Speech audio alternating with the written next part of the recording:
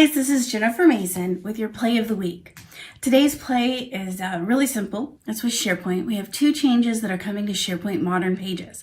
The first one is that you can look at a page and you can see the differences in a page when something's been changed to it. So if you make changes to a page, you're going to be able to see what changes have been made, who made those changes. So like the differences in pages, you're going to be able to see that from one change to another. So this is going to be really great for people in communications, people who are publishing changes.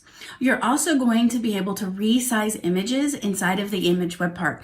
These are two really great changes for those people who are working on modern SharePoint intranets.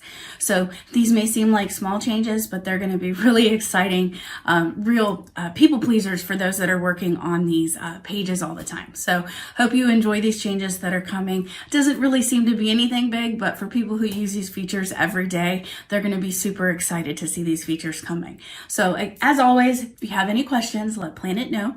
Reach out to your learning strategist or your cloud strategist. We're happy to talk to you more. We'll see you again next week with another play of the week. Thanks, everybody.